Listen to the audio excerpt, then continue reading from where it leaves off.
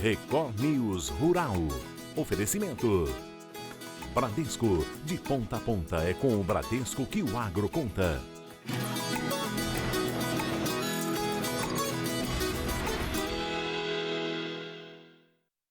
Oi, bom dia para você. O Record News Rural está no ar. O Brasil é o maior produtor de maracujá do mundo. Em 2023, o país produziu mais de 710 mil toneladas. E no Triângulo Mineiro, um personagem chama a atenção. O seu neném tem 80 anos e cultiva a fruta há mais de 50. A essência do maracujá, ainda mais nos dias de hoje, prática, eu falo para o menino, prática você tem que dormir junto com o pé. Você tem que dormir junto com ele, porque você olha nele e você observa o que ele está querendo. Ele fala o que ele está querendo.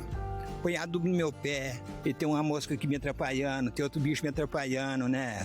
Faz polinização, se você não fizer polinização, você não vai colher nada, né? Seu Antônio José Carvalho, mais conhecido como Seu Neném, sabe o que está falando. Mais de meio século plantando maracujá. Logo na entrada já conhecemos Seu Neném, que faz parte da história do maracujá no Triângulo Mineiro, uma das regiões mais produtivas do cinturão citrícola brasileiro. O Triângulo é destaque pela alta produtividade, com uma média superior a 1.000 caixas por hectare. Essa performance se deve ao investimento em tecnologia agrícola e controle biológico de pragas.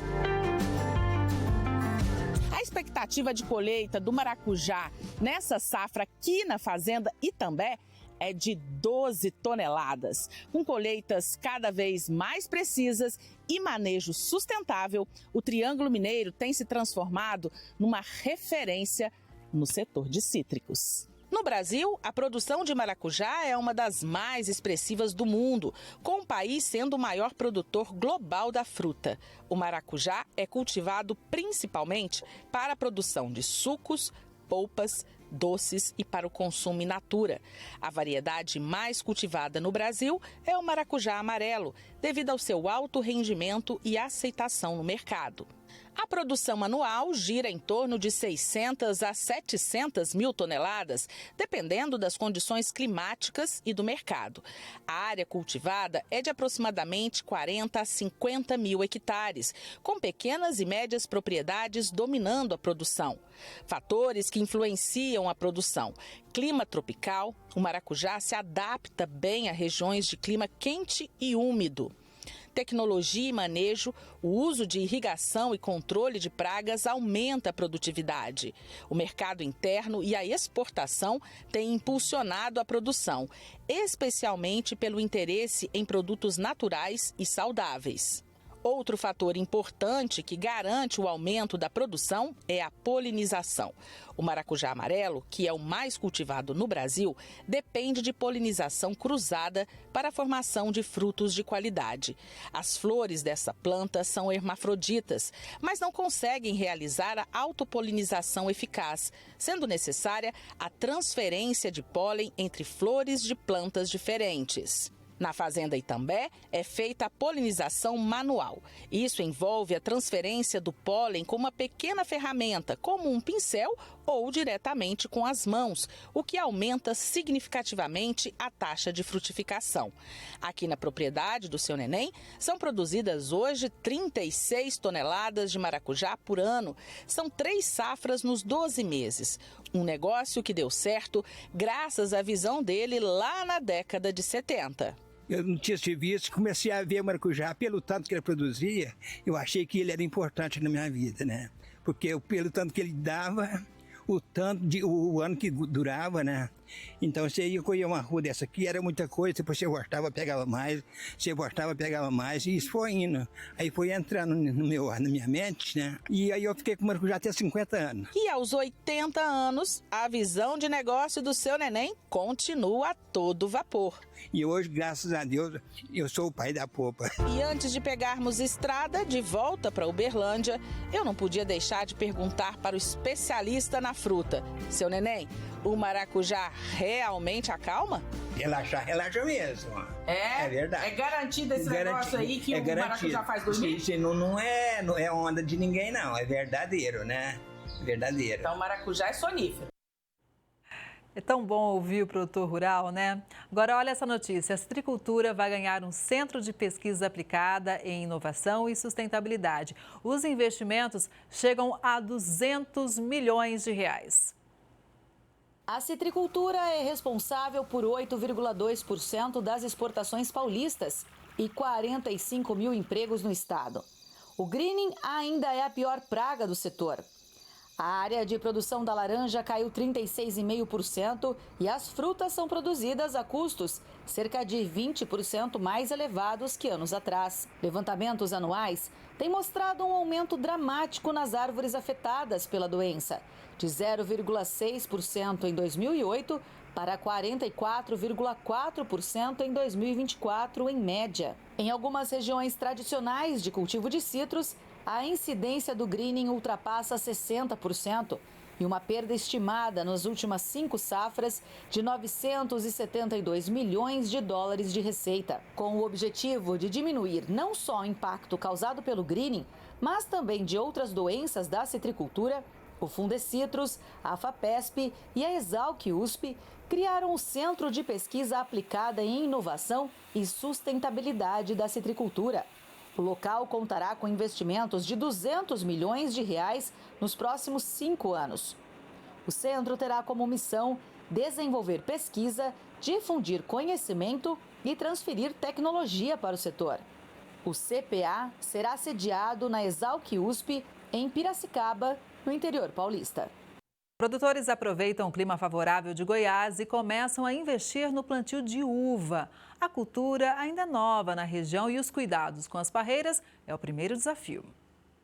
O cultivo da uva ganha cada vez mais espaço em Goiás, mas exige cuidados especiais desde a escolha do solo até o manejo diário das parreiras. Qual o perfil do seu solo, qual o tipo de solo que ele tem. Nós temos porta-enxerto que vai se adaptar muito bem em solos mais ácidos, né, que tem um pH mais elevado.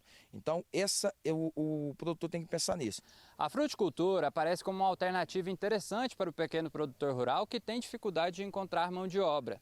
O caso dessa propriedade rural aqui de Caldas Novas, por exemplo, ela começou inicialmente investindo nas hortaliças e passou a investir na plantação de uvas. E a expectativa desse produtor aqui é colher até 4 mil quilos da fruta no ano que vem. A minha transição vai mais para a fruta. Primeiro, assim, a escolha primeira da uva, por exemplo, é mais por vontade de plantar ela, mesmo gosto dela, né, do jeito de condução, de trabalho dela, entendeu? Apesar de toda coisa ter suas dificuldades, né? Mas seria basicamente a escolha mais pelo prazer daquilo. Segundo Degmar, produtores que investem em parreiras podem ter ganhos expressivos, já que o clima em Goiás permite que a safra de uva ocorra 2 vezes ao ano. É melhor a gente colocar essa muda no solo entre agosto, julho, setembro, porque é uma época que tem menor incidência de chuva e menor dificuldade para conduzir essa uva. Um ponto fundamental no cultivo de uvas é a escolha do porta-enxerto, popularmente chamado de cavalo. Ele garante a sustentação e o desenvolvimento saudável do parreiral. O porta-enxerto é uma variedade de uva, de uma planta, que ela vai receber a outra planta que é a que vai frutificar. É uma variedade que foi desenvolvida, né, para poder ser enxertada. Ela tem resistência a fungos, a bactérias e ela vai se desenvolver melhor. Então essa planta ela foi desenvolvida apenas para ser enxertada. Ela não produz uva. A produção de uva em Goiás é uma cultura consolidada principalmente para a uva de mesa. O estado conta com 250 produtores em 30 municípios, destacando-se nas regiões Sul, Sudoeste, Centro e Noroeste. São mais de 90 hectares cultivados e um rendimento médio de mais de 18 mil quilos por hectare. Em Caldas Novas, o cultivo de uvas ainda é uma novidade. Além de Rui, apenas mais uma produtora está em fase inicial. Ambos contam com o acompanhamento do Senar para viabilizar a produção. O conhecimento, né, que seria um dos primeiros problemas, né, que a gente não teria tanto conhecimento às vezes, né. Aí, assim, agora a gente está buscando apoio do Senar, mas, assim, a dificuldade seria mais essa, né, do conhecimento mesmo. Como fazer essa transição, né, que investir primeiro, como conduzir, né. E outro grande problema seria o financeiro, né. Hoje aqui o Rui e a sua esposa conseguem fazer a condução dessa uva. tá? Lembrando que ele vai vender na feira, então ele não precisa, ele vai podar ela escalonada. Aqui ele tem 150 plantas. Ele pode podar, um exemplo, de 2 em 2 linhas e começar a colher essa colheita escalonada e fazer essa venda escalonada. Então não precisa fazer tudo uma vez. A mão de obra fica mais leve, né, para os dois trabalharem. Tanto aqui na uva, quanto na maçã, quanto na pitaia. São plantas que demandam menos mão de obra. Os preços do feijão seguem em queda. Entenda o porquê. Com o excesso de chuvas no sul e no sudeste, os grãos de feijão estão com a qualidade comprometida. Esse fator, aliado à menor demanda, típica dessa época do ano, tem feito os preços caírem. A queda é registrada em grande parte das praças monitoradas pelo CPEA. Enquanto isso, a colheita segue lentamente no Paraná. As chuvas ainda podem impactar negativamente as lavouras que estão em fase final de ciclo. 18 novos produtores rurais se tornaram parceiros do projeto Produtor de Água no Pipiripau, no Distrito Federal. O programa foi criado em 2005 pela Agência Nacional de Águas, com o objetivo de proteger os recursos hídricos do país. Aqui no Distrito Federal, foi implementado em 2011 na bacia do rio Pipiripau, manancial que nasce em Goiás, mas possui a maior parte de sua área no DF. Atualmente, abastece mais de 300 mil habitantes da região. Aqui no Pipiripau, nós temos um projeto, que é o Programa Produtor de Águas do Pipiripau, que já foi construído vários terraços, várias barraginhas, plantado uma quantidade muito grande de árvores e que a finalidade é que os proprietários rurais passam a ser parceiros da sociedade, oferecendo uma água de melhor qualidade e maior quantidade. Quando foi implementado na região, a iniciativa buscava um financiador e, a partir de então, a CAESB assumiu esse papel, se tornando a instituição responsável pelo pagamento por serviços ambientais aos produtores rurais. A gente conseguiu convergir, todo mundo está trabalhando com um objetivo comum, né? Porque a gente tem que ter água suficiente para abastecimento da população, o agricultor precisa da água também, né, para sua atividade. E a gente ainda tem que manter a vazão ecológica, né, que mantém o córrego vivo, né? O projeto deu tão certo que a partir deste ano foi implementado também na Bacia do Descoberto, que abastece quase 70% da população de Brasília. Realmente é um projeto que está ganhando e no Brasil nós temos aproximadamente 70 projetos dessa natureza. Então, e já expandindo inclusive para fora do país, com alguns países já adotando isso como uma meta a ser atingida. A ANA recebe várias visitas anualmente, o projeto aqui recebe visitas internacionais com frequência, porque realmente ele se tornou um modelo para o mundo. E Cleia é engenheira ambiental da Emater e ressalta a importância do papel desempenhado junto aos produtores em campo. Nós atuamos justamente para auxiliar o produtor na infiltração da água no solo. Nossa intenção é que aumente a água em quantidade e qualidade. Então, todas as ações necessárias de conservação de solo, de plantio de mudas, de proteção de nascentes, nós estamos ali disponíveis para fazer, né, para auxiliar o produtor, para que ele tenha uma área produtiva e sustentável. Diferentes autoridades se reuniram para a assinatura do contrato Produtor de Água no Pipiripau para continuação das ações. Além das autoridades, estiveram presentes também produtores rurais para destacar a importância do projeto no aumento da qualidade e quantidade de água no Distrito Federal. Após a assinatura do acordo de cooperação, as autoridades destacaram que o projeto é um exemplo de trabalho coletivo, que envolve 14 instituições em torno do bem mais precioso da humanidade, a água. Esse projeto, ele é um projeto vitorioso porque ele nasce já sob o signo do compartilhamento, da contribuição voluntária de todos, né?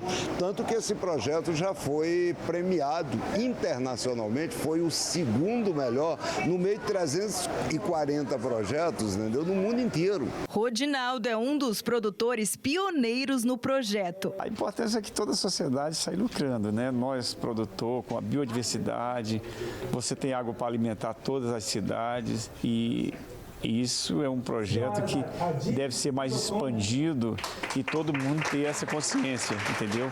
Que é uma necessidade, não adianta, é uma necessidade para a própria sociedade.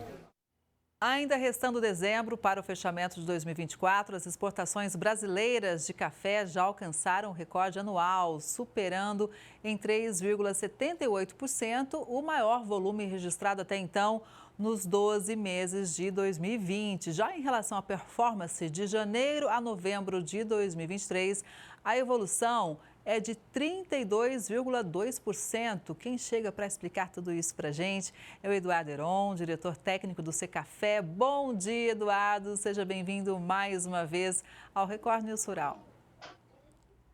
Olá, Kelly. Bom dia a todos. Eduardo, vamos lá. Foi um ano muito marcante. Esses últimos meses, então, foram marcantes demais. A gente vem acompanhando, né? Quais fatores levaram a esses resultados? Bom, primeiro nós temos que fazer aqui uma contextualização que esse cenário ele decorre de vários fatores. Primeiro, nós tivemos aí um problema climático no Vietnã e na Indonésia, que reduziu a oferta desses países, lembrando que o Vietnã é o segundo maior produtor mundial de café, né? E, consequentemente, aumentou a demanda pelo café canéfora no mercado, e o Brasil, como o segundo maior produtor de café canéfora no mundo, se mostrou aí habilitado para poder atender essa demanda do mercado. Outro fator que a gente observa é que, com a regulação europeia, a nova regulação europeia, nós percebemos que houve antecipação de alguns embarques. E, somado também a esse cenário, nós verificamos que tivemos aí cenários de preços, né, favoráveis ao mercado, e, consequentemente, isso levou a uma disparada de preços e, consequentemente, uma oferta maior na exportação do café brasileiro. Agora, Eduardo, para que houvesse esse recorde, o setor estava atento, o setor conseguiu atender, porque você não produz café do dia para a noite, ou seja, o setor também estava ali com o radar muito bem antenado. Sem dúvida, Kelly. O Brasil é um país que cresceu em base técnica, científica, pesquisa, tecnologia, boas práticas agrícolas, e nós temos hoje uma cafeicultura impecável, os produtores fazendo um belíssimo trabalho no campo, o que rende aí ao país atender esses mais diversos e exigentes paladares, com cafés diversos, de diversas origens, né, aqui internas, com paladares e aromas diferentes, com qualidades diferentes e principalmente com a sustentabilidade. Então, o Brasil sempre se mostrou aí o maior produtor e exportador por toda essa excelência que nós temos, não somente na parte produtiva, mas também do comércio exportador. Afinal de contas, hoje o comércio exportador leva o nosso café para mais de 115, 120 destinos anualmente. Então, nós temos um setor produtivo, muito eficiente e competente, também o setor do comércio, que permitiu o Brasil, nesse ano, né, em toda a sua diversidade, principalmente relacionado ao tema logístico, permitiu o Brasil ainda assim alcançar um crescimento de 32% na comparação com janeiro e novembro do ano passado. Então, é um número, sem dúvida, surpreendente e um esforço que o comércio exportador vem fazendo para manter abastecido o mercado interno e externo. Agora, nos 5 primeiros meses do ano safra 2024-2025, o câmbio também ajudou, né? Gostaria que você comentasse com a gente aqui sobre esse resultado. Bom, o Brasil, nós tivemos esses últimos 2 meses, Kelly, nós tivemos exportações extraordinárias. Pra você ter uma ideia, em outubro nós tivemos uma exportação atualizada, né, de 5,126 milhões de sacas. É um número impressionante. Nós tivemos agora em novembro, já com o número atualizado, 4 milhões e 800. Então, quando nós pegamos esses 2 meses, né, antes de encerrar o final do ano, com os mesmos do período do ano passado, a gente percebe como que o Brasil cresceu na exportação. Esse é um trabalho que a gente percebe que, nesse ano safra, nós tivemos aí um crescimento de 28% do Conilon. O Conilon brasileiro fez realmente um papel espetacular esse ano, com um crescimento de mais de 100%. Chegamos a alcançar, no mês de novembro, quase 9 milhões de sacas, e vem se apresentando aqui no início do ano safra também com um crescimento impressionante aí, o melhor resultado para o período, né, julho, novembro, dos últimos 5 anos. Somado também esse cenário, nós tivemos um crescimento de 12% de café Conilon, que é de café arábica, que costuma naturalmente entrar agora nesse período, nos 3, 4 últimos meses do ano, com um volume maior na exportação. Então, uma combinação de fatores que levou aí, nesse período do ano safra, esse crescimento de 16,5%. Agora, Eduardo, nem tudo são flores, né? Existem desafios e a gente falou muito em 2024 sobre o desafio logístico para enviar essa carga ao exterior. Como é que o setor vem administrando esse problema de atraso nos portos? Kelly, os números continuam ainda sendo desafiadores, né? O que nós estamos dizendo nos fóruns que nós participamos é que nós poderíamos ter exportado muito mais do que nós registramos agora, se não fossem os problemas logísticos. Até o mês de outubro, nós tínhamos acumulado nos portos, mesmo com todo esse resultado recorde, né, verificado no período de janeiro a novembro, nós tivemos acumulado nos portos 1,7 milhões de sacas. Ou seja, poderíamos ter exportado muito mais se não fossem os problemas logísticos. E o que a gente percebe é que é um cenário muito desafiador, porque nós tivemos não somente o crescimento do café, mas tivemos também o crescimento do algodão, da celulose, da carne, do açúcar, e isso tudo contribuiu para que os portos ficassem colapsados. E isso levou as empresas a buscarem alternativas, como nós vimos nos embarques de café. Esse ano nós tivemos, Kelly, 5 embarques de breakbook, e foram embarques que contribuíram para que esses resultados fossem melhor, mas infelizmente é um cenário que ainda deve perdurar por alguns meses, e a nossa expectativa é que haja uma celeridade, um debate sobre o tema logístico, que é muito importante, não somente para o café, mas também para o agronegócio brasileiro. Eduardo, para quem não é do meio agro, mas eu sei que muita gente acompanha o Record News Rural, tem curiosidade para saber o que é esse embarque breakbook, como é que a carga ela é enviada e qual é a diferença?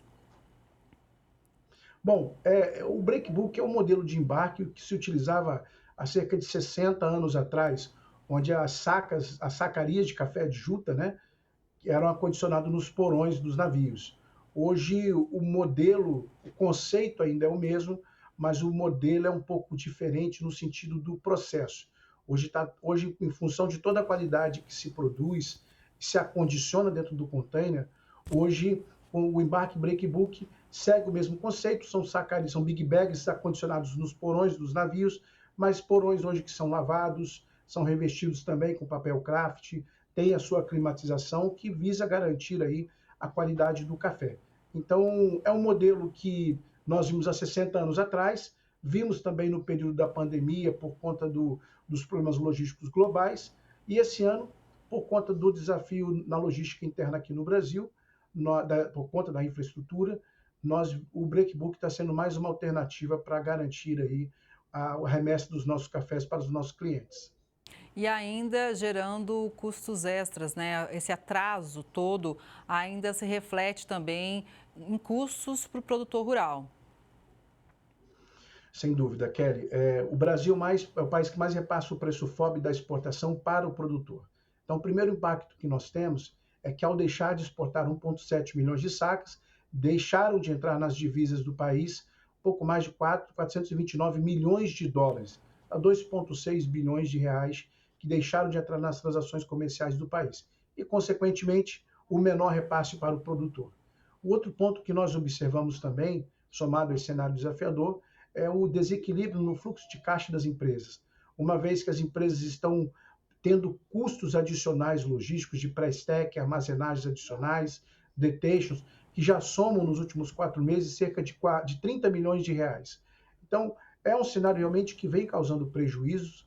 O Secafé hoje vem buscando dialogar com todos os elos do comércio exterior. Tivemos há pouco tempo reunido com o Ministério Ministério de Portos, justamente com o objetivo de buscar formas de promover o debate, dar maior celeridade ao tema da discussão logística e principalmente para que se ampliem os investimentos, porque é necessário para que o agronegócio brasileiro tenha condição de poder seguir com seu fluxo normal de embarque. Até porque nós temos clientes muito fortes, né? Vamos dar um panorama, quais são os principais mercados hoje para o café brasileiro, Eduardo? Bom, nós tivemos aí nesse período um crescimento extraordinário, falando inicialmente de continentes, né? Nós tivemos um crescimento de 45% de aumento nas compras do café pela Europa, 48% na América do Norte e 17% na Ásia. Então, são 3 grandes eixos do comércio de café. Em termos de países, nós verificamos que os Estados Unidos teve um crescimento de 35%, 63% na Alemanha, Bélgica 108%. Então, todos esses nossos principais compradores tiveram aí, com exceção ao Japão, que teve uma ligeira queda de 0,3%, mas todos os nossos 10 maiores compradores de café tiveram crescimentos expressivos, o que nos traz felicidade de saber que cada vez mais o café brasileiro tem composto aí os principais brands de café no mundo, nos principais consumidores de café. E seguimos abrindo mercados, né, Eduardo? Inclusive, vamos falar da Coreia do Sul. O Brasil participou de uma feira importante e os produtores fecharam negócios, né? A Coreia do Sul é um mercado, Kelly, extraordinário por algumas razões. Primeiro, que é um mercado de um nível de exigência de qualidade, talvez um dos maiores no mundo, junto com o Japão. E o Brasil é um principal fornecedor de café para a Coreia do Sul. Então, você ter a condição de poder ser o maior exportador de café para um país que tem um nível de qualidade, de exigência de qualidade, como a Coreia do Sul, para nós é sem dúvida uma satisfação e comprova que o café brasileiro vem sim sendo produzido cada vez mais com qualidade e atendendo esse mercado. O outro ponto que eu destaco é que a Coreia do Sul vem realmente crescendo ao longo dos últimos anos.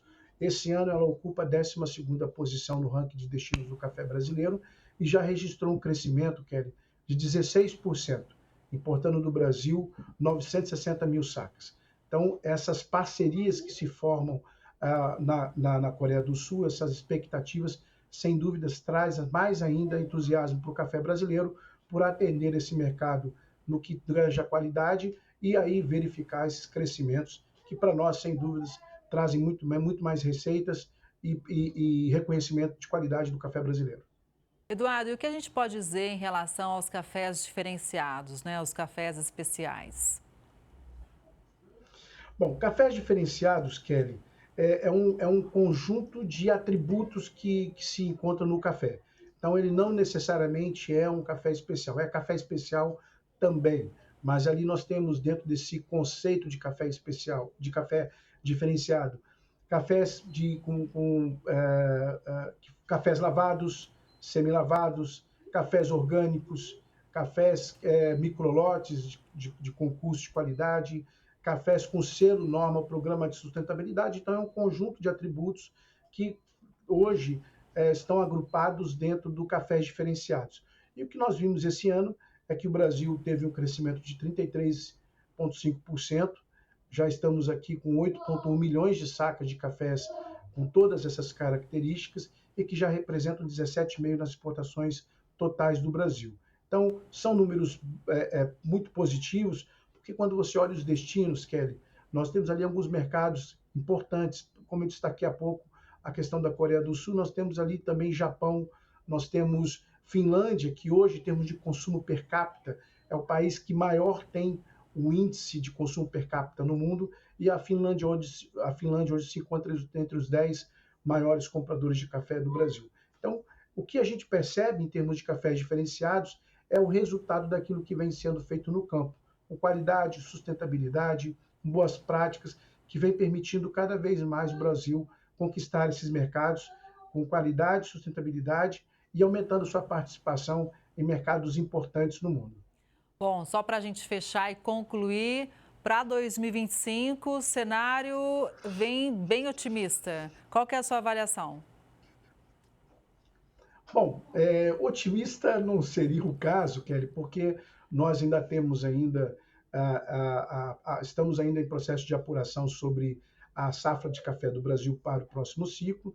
Nós sabemos que há algumas regiões que tiveram impactos por conta de estiagem no período de florada, de formação de chumbinho, mas é muito prematuro você fazer um diagnóstico, considerando aí tudo aquilo que o Brasil vem fazendo ao longo dos últimos anos em termos de boas práticas, de produtividade. Então, o Secafé, nós entendemos que é muito prematuro fazer um diagnóstico sobre a produção de café. O que nós temos hoje, em termos de expectativa, é que o consumo continua crescendo. Nós tivemos, segundo os dados da Organização Internacional do Café, a projeção para 2023 e 2024 é um consumo de 177 milhões, registrando uma variação de 2,3% na comparação com o ano anterior. E quando a gente observa, Kelly, as expectativas, olhando regiões e fazendo projeções, as expectativas são positivas, porque primeiro que o café ele está associado à questão da saúde, né? Cada vez mais as pesquisas vêm mostrando o quanto é saudável o consumo do café. Então, ele tem que estar relacionado um pouco com essa questão da saúde, bem-estar social. Nós também temos o aspecto de ser uma bebida energética saudável, né, natural. Então, tem todo um contexto que nós percebemos que, somado, principalmente olhando um pouco dessa região asiática, ali onde nós temos China, Índia, Indonésia, países que vêm apresentando crescimento, sem dúvida, traz uma expectativa muito positiva para o Brasil e devemos estar preparados, porque são regiões e mercados que irão crescer e certamente irão demandar pelo café brasileiro. Bom, aqui somos otimistas sempre, viu, Eduardo? Que o setor continue crescendo e vencendo desafios. Sempre é muito importante te ouvir. Um bom dia, até a próxima. Obrigado, Kelly. Bom dia para vocês todos. Um abraço. Um abraço. Essa edição do Record News Rural fica por aqui. Obrigada pela sua audiência. A gente se vê no próximo programa. Até lá.